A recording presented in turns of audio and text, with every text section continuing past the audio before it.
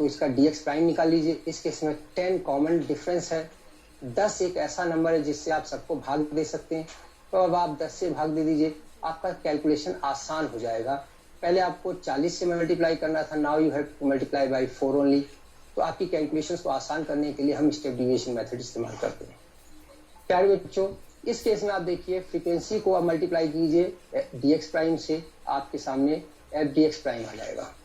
अगर आप यहाँ पे f को 7 को मल्टीप्लाई करेंगे -3 से तो -21 आ जाएगा। अगर आप 9 को मल्टीप्लाई करते हैं तो आपके पास 9 को मल्टीप्लाई करते हैं अगर आप -2 से तो -18 आ जाएगा।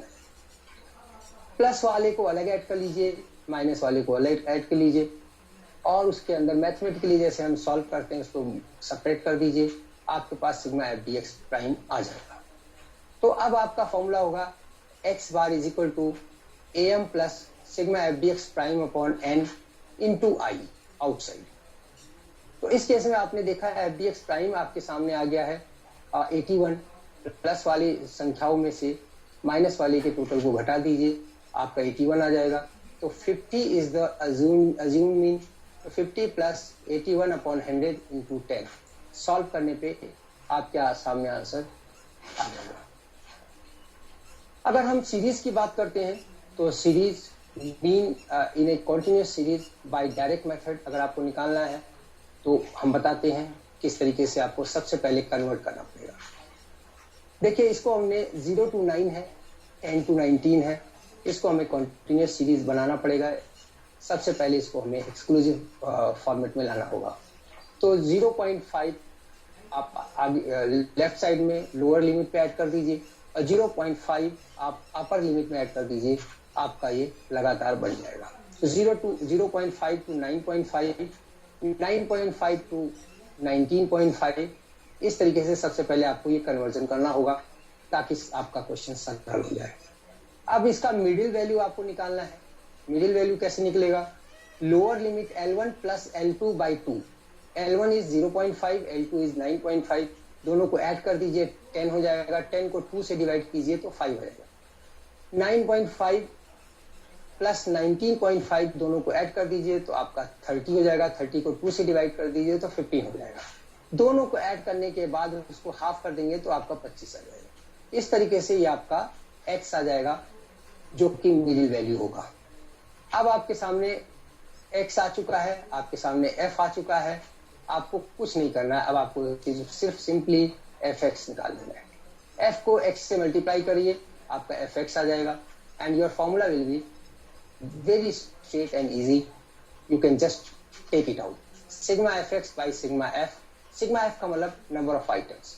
आपको मैंने बताया कि सिग्मा f जो है वही नंबर ऑफ ऑब्जर्वेशंस का इंडिकेटर है कि एक आइटम कितनी बार रिपीट कर रहा है, कितने लोग हैं उसके अंदर।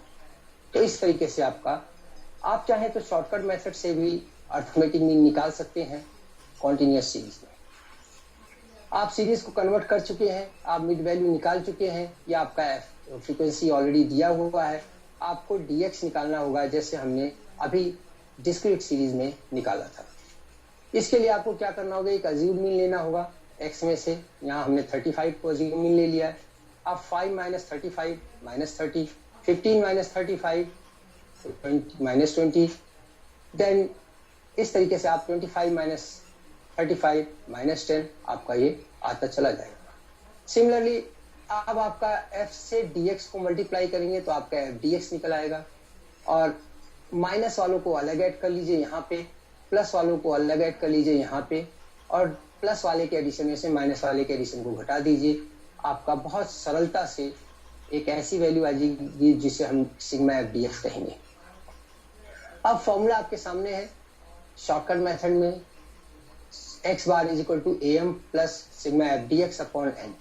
इसके अंदर ए एम आपका 35 है और सिग्मा एफ डी एक्स आपका 330 है, और टोटल नंबर ऑफ फ्रीक्वेंसी जो है वो एन नंबर ऑफ ऑब्जर्वेशन है वो आपके यहाँ। तो अगर आप इसको इससे डिवाइड कर देंगे तो आपके सामने simply average of this class interval group आ जाएगा। So calculation of mean in a continuous series by step deviation method अगर हम करते हैं तो आपके पास देखिए कन्वर्ट कर चुके हैं आप कंटिन्यूअस सीरीज एक्सक्लूसिव में। आप मिड वैल्यू निकाल चुके हैं पिछले क्वेश्चन में ही, आपने dx निकाल दिया है पिछले क्वेश्चन में ही। अब आपको क्या करना है, कॉमन डिफरेंस यानी i जो है 10 है, इसमें देखिए डिफरेंस 10 का है, इसमें भी 10 का डिफरेंस है, तो 10 से अगर आप डिवाइड कर देंगे तो आपके पास 3 2 30 20 के बजाय 3 2 1 माइनस में और 3 1 2 3 प्लस में। अब आपको क्या करना है, फ्रीक्वेंसी वाले कॉलम को dx प्राइम वाले कॉलम से मल्टीप्लाई कर देंगे, आपके सामने आ जाएगा F D X prime. F D X prime में क्या करेंगे, नेगेटिव फिगर को अलग ऐड कर लेंगे, पॉजिटिव फिगर को अलग ऐड कर देंगे, पॉजिटिव फिगर के सम में से नेगेटिव फिगर के सम को घटा दीजिए, आपके सामने एफ डी एक्स प्राइम आ जाएगा। Now the formula will become x बार इज इक्वल टू am plus sigma f dx prime upon n into I. Now, here we can see the value of am is 35 and the value of f dx prime is 13, whereas 43 is the number of observations. Into 10 is the common difference. Applying this formula, you will easily be able to find out the average of the given series. Let us continue with इसका statistics के central tendency में अगर आप arithmetic mean की बात करते हैं तो इसमें हम जो गलती हो जाती है कैलकुलेशंस के दौरान उसको भी सुधार सकते हैं। सुधारने के लिए आपको दो सिचुएशंस क्रिएट करनी होगी। एक सिचुएशन जो इनिशियल सिचुएशन का इंडिकेटर होगी, दूसरा सिचुएशन जो करंट सिचुएशन या करेक्ट सिचुएशन का। बच्चों, ऐसा हो सकता है कि हमने कुछ कैलकुलेट किया, कैलकुलेशन करते समय कोई डेटा हमने रॉन्ग पढ़ लिया, रॉन्गली रेड एज, जैसे आप पढ़ सकते हैं 49 को 99 पढ़ सकते हैं। तो ऐसी गलतियों को सुधारने की गुंजाइश इस मेथड में है। इसके लिए हम इनिशियल सिचुएशन को सिग्मा एक्स जीरो कहते हैं। आपको पता है X bar is equal to sigma X upon N होता है, तो अगर आप क्रॉस मल्टीप्लाई कर दीजिए तो आप देखेंगे कि N sigma X is equal to अगर आप देखेंगे तो वो क्या हो जाएगा, arithmetic mean into number of observation. तो अगर आप ये निकाल लेंगे, उसके बाद क्या करेंगे, आपको करेक्ट सिग्मा एक्स वन निकालना है। 1 is the indicator of correct situation और 0 is the indicator of initial situation और wrong situation. So sigma, in order to find out sigma x1 that is correct, you have to do what? You have to do a operation. You have to add correct data and subtract wrong data from the initial sigma x. इससे क्या होगा, आपका correct sigma x निकल आ जाएगा। हो सकता है number of observations में भी चेंज आया हो, जैसे किसी स्कूल में या किसी एम्प्लॉय ने 4 लोगों को निकाल दिया और 2 लोगों को ऐड कर दिया, तो नंबर ऑफ आइटम में क्या होगा, 4 लोग चले गए मतलब एग्जिट हो गए और 2 लोग एंट्री हो गए, तो नेट उस पर असर पड़ने वाला है कि 2 लोग और 2 लोग माइनस हो गए। तो इस तरीके से करेक्ट नंबर ऑफ आइटम भी आपको निकालना होगा। Correct average is equal to correct number of correct sigma X one upon correct number of observation. तो करेक्ट यानी sigma X one X bar one निकालने के लिए आपको क्या करना होगा, you have to divide sigma x1 by n1 to find out the, in this way you can do the correction. प्यारे बच्चों, मीडियन अगर की हम बात करें तो मीडियन एक मिडिल वैल्यू को कहते हैं जो सेंटर में स्थित है। इसका बड़े और छोटे से कोई मतलब नहीं है, इसके एक तरफ डेटा बढ़ते हैं, दूसरी तरफ डेटा घटते हैं। एक डायग्राम के माध्यम से मैं आपको दिखाना चाहूंगा कि इस डायग्राम में 1 2 3 कितने बार्स हैं, जरा देखिए। Find out the number of bars 1 2 3 4 5 6 7 8 9 10 11 12। तो अगर 12 बार्स हैं तो इसके बीच में कौन सा होगा, वो 6 बार्स होगा। ये n+1/2 भी कर सकते हैं। तो बीच वाला जो वैल्यू है वही इसके अंदर अर्थ मीडियन का इंडिकेटर होगा। The mid value of a given series is known as median. If data are arranged in ascending or descending order of magnitude, it will be at the middle one side, all the values will be less, and other side, all the values will be more. तो इसको निकालने के लिए हमें size of n+1/2 item निकालते हैं। आइए देखते हैं कैसे इसे हम कैलकुलेट करते हैं। अगर सीरीज में ऑड नंबर है, और नंबर का जैसे इस सीरीज में हमने 9 फिगर्स ली हैं, 9 बच्चों का ही डेटा लिया है, तो ऐसे केस में क्या होगा, median is equal to size of n plus 1/2, आप करेंगे 9 plus 1/2, that means 10/2, that comes fifth item.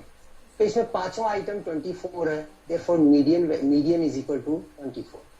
आप देखिए 24 के एक तरफ सारे डेटा कम होते चले जा रहे हैं, 24 के दूसरी तरफ सारे डेटा बढ़ते जा रहे हैं।